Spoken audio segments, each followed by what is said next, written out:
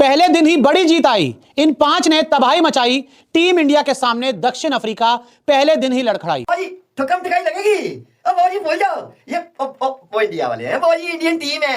और south Africa वालों का सोच के जा रहे हो कि जैसे पाकिस्तान में आके हमें मैच हरा दिया आपने टेस्ट मैच, तो बाबूजी वहां पे भी यही काम होगा? नहीं होगा। ऐसी गलती मत करना मेरे शहजादा, तुम्हारी तो बोल बोल के बत्ती बना के ना ठोक ठोक के मंजी ठोक के रख देंगे। ये इंडियन टीम है बाबूजी, ये फुद्दू टीम नहीं है हमारे वालों की तरह। गया टेपिया ढूंढो उसे, जसप्रीत बुमराह अब्बू वापस आ गए हैं टेस्ट क्रिकेट में। और मेरे छनकने टेपिए, छनकने हारिस रऊफ टेपिए। बेटा जसप्रीत बुमराह की बॉलिंग को तूने देखा तूने? उसने 5 आउट कर दिया साउथ अफ्रीका के खिलाफ। आज 159 के ऊपर साउथ अफ्रीका को नंगा कर दिया, कुत्तों वाली कर दिया। बेटा जिस तरह टेपिए तेरे साथ बुमराह ने की थी एशिया कप के फाइनल में।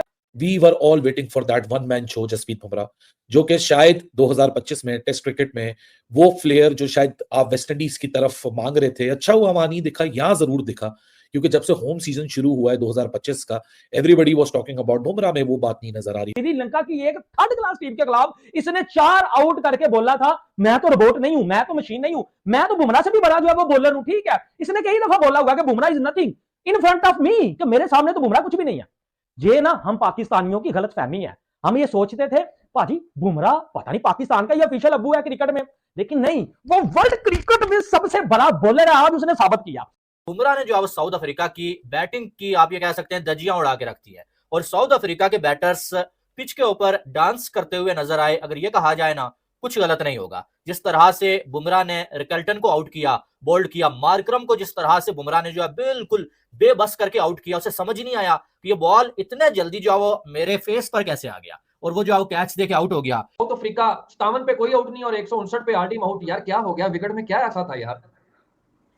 शिव भाई मैं तो एक ना प्लेइंग 11 देखा इंडिया का, वो भी मेरे लिए थोड़ा सा वो था इस पिच के ऊपर। एक्चुअली मैं आगे चलकर जिक्र करना है कि 4 स्पिनर ऐसी विकेट बना दी थी क्या? हाँ इसमें था, बट जाहिर है वो पहला दिन तो उनके नाम रहा, पहला आज का दिन खत्म हुआ और ये नाम रहा इंडिया का। इस पिच पे अगर देखा जाए ना तो ये तो लग रहा था कि भाई स्पिन बॉलर्स जो है उनका बॉल बाला रहेगा। स्पिन बॉलर्स जो है इस पिच के ऊपर हमें जो है डोमिनेट करते हुए नजर आएंगे। स्पिनर्स ने बाद में विकेटें तो ली, लेकिन 5 विकेटें बुमराह साहब जो है लेके उड़ गए हैं भाई। 14 ओवर्स में 27 रन देके टोटल जो है वो 27 रन और 5 विकेटें, यानी कि ये बुमराह ही कर सकता है। नमस्कार दोस्तों, और स्वागत है आपका इस रोमांचक टेस्ट क्रिकेट सफर के पहले दिन की हमारी गहन रिपोर्टिंग के साथ। आज हम बात कर रहे हैं यहाँ इंडिया और साउथ अफ्रीका के बीच पहले टेस्ट के पहले दिन की, एक ऐसा दिन जो पूरी तरह से भारत के गेंदबाजों के नाम रहा। खेल की शुरुआत हुई यहाँ कोलकाता के ईडन गार्डन में, जहाँ मेजबान भारतीय टीम ने टॉस जीतकर पहले गेंदबाजी करने का फैसला किया। दक्षिण अफ्रीका ने बल्लेबाजी चुनी, एक मजबूत शुरुआत की उम्मीद लेकर, लेकिन जो हुआ वो विपक्ष के लिए किसी तरह की चेतना जैसे था। दक्षिण अफ्रीका ऑल आउट हो गया। साउथ अफ्रीका वर्सेस इंडिया का ये पहला टेस्ट मैच कोलकाता के अंदर था। यकीन करें कि जब ये टेस्ट मैच शुरू हुआ, एडन मार्करम और रियान रिकल्टन जिस तरीके से मार लगा रहे थे, रियान रिकल्टन और एडन मार्करम तेज खेल रहे थे। 10 ओवर के अंदर साउथ अफ्रीका का 50 हो गया हुआ था। ऐसी फीलिंग आ रही थी कि साउथ अफ्रीका को बड़ा इजी विकेट मिल गया। कुछ लोग तो ट्विटर के ऊपर ये ट्वीट कर रहे थे कि 400 लोडिंग फ्लैट विकेट इंडिया ने बना दिया। लेकिन होता क्या है कि उसके बाद से एकदम गेम ही चेंज हो जाती है। जहां 57 के ऊपर कोई आउट नहीं था, 10 ओवर के अंदर 50 हुआ था, वहां पे एकदम से इंडिया बॉलर्स ऐसे कमबैक करते हैं। बुमराह ही कमबैक करता है, और बुमराह क्या करता है? Bumrah Aiden Markram, Ryan Rickelton को आउट करता है। उसके बाद कुलदीप यादव आता है, वो आउट करता है। एकदम से विकेटें गिरती हैं। खासकर बुमराह ने बड़ी जबरदस्त बॉलिंग की, जिसके बारे में हम कह रहे थे कि इंडियन कंडीशन पर इनको खिलाने का फायदा है नहीं, स्पिनर्स के ऊपर ये रहेंगे। मगर इस पिच के ऊपर फास्ट बॉलर्स के लिए बहुत कुछ है। वो जाहिर है जब हम आगे जाएंगे प्लेइंग 11 के ऊपर बात करेंगे तो होगा।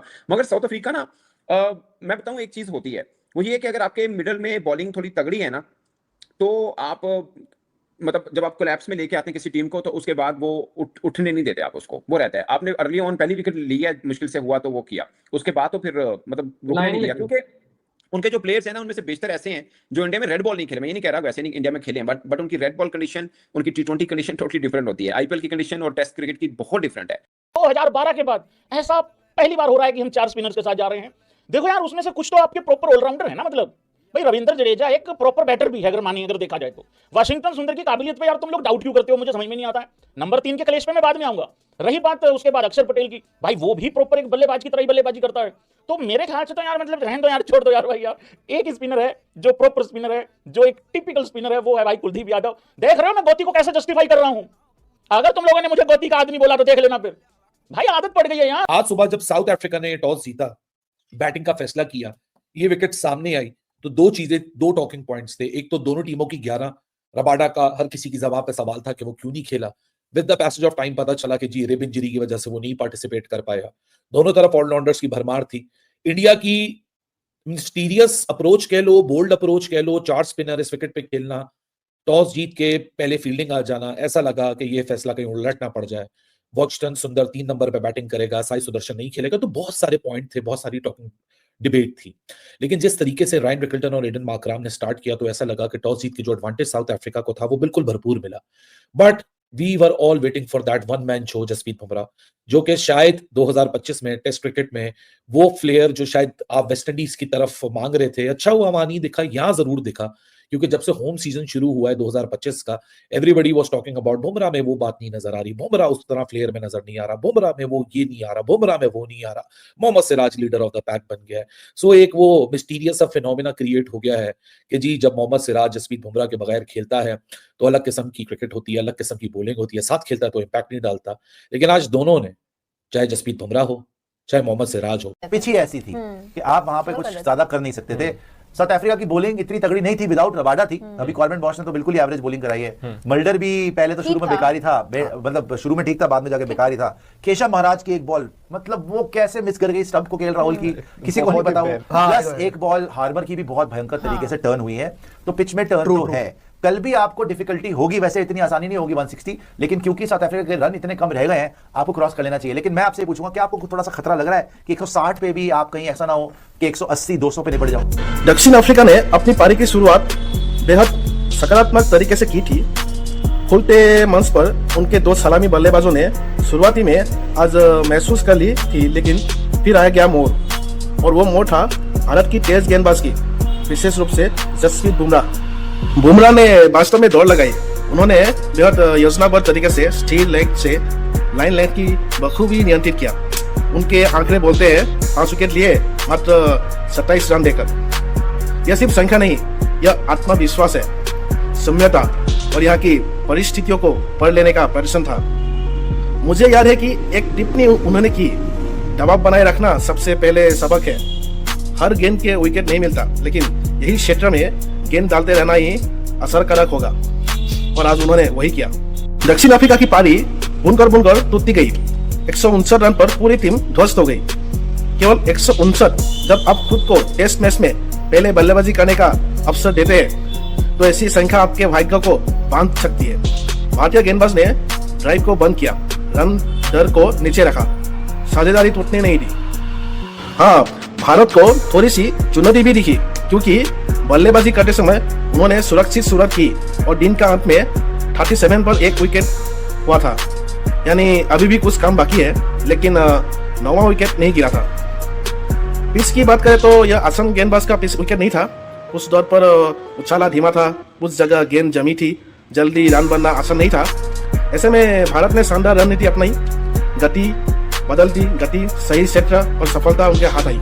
और क्या क्या हुआ इस दिन? शुरुआत में दक्षिण अफ्रीका ने 57 तक पहुंचकर अच्छा संकेत दिखाया, लेकिन बुमराह ने दोनों सलामी बल्लेबाजी को पेविलियन लौटा भेजा, एक बड़ा झटका। फिर भारत ने अपने स्पिन आक्रमण को भी सही समय पर पेश किया। उनके गुणी गेंदबाजों ने काम लिया। दिन का खेल खत्म जाकर प्रकाश की समस्या में प्रभावित हुआ। धुंधली रोशनी के कारण पहले से थोड़ी जल्दी सी स्टंप्स करना पड़ा। तो परिणाम ये हुआ, पहला दिन पूरी तरह से भारत के नाम रहा। भारत ने नियंत्रित किया, दक्षिण अफ्रीका को पूरी तरह से काबू किया, लेकिन यह गेम अभी भी खत्म नहीं हुआ है। अभी भी बहुत सारी रणनीति, दूसरी पारी और बैटिंग की बारी भी बाकी है। अगले दिन भारत की बल्लेबाजी देखना दिलचस्प होगा। 159 रनों के पीछे उन्हें एक बढ़िया बढ़त बनाने की जरूरत है, और गेंदबाजों को भी मौका देना है कि वे फिर से आक्रमण विकल्पों के साथ आगे बढ़े। तो दोस्तों, ये मैच अब एक अलग मोड़ पे आ गया है। आज का दिन भारतीय टीम ने लिए प्रेरणादायक रहेगा, विशेष रूप से जसप्रीत बुमराह के एक शानदार व्यक्तिगत प्रदर्शन के कारण। तो चलिए अगले दिन की शुरुआत के लिए तैयार हो जाए, क्योंकि टेस्ट क्रिकेट अपनी अंतिम रूप में तब रोचक होता है जब बैटिंग, चुनौती, झटके, रणनीति तीनों साथ हो। आज का दिन भारत का था, लेकिन कल क्या होगा वो कोई तय नहीं करेगा कि श्रृंखला यादगार बनती हो या सामान्य। आपका बहुत बहुत धन्यवाद कि आप लोग हमारे साथ जुड़े रहे, और हम कल फिर मिलेंगे और उसी उत्साह के साथ इस मैच की अगली कहानी सामने लाएंगे। तब तक के लिए शुभ रात्रि और क्रिकेट की इस महान यात्रा में जुड़े रहिए। जय हिंद, जय भारत।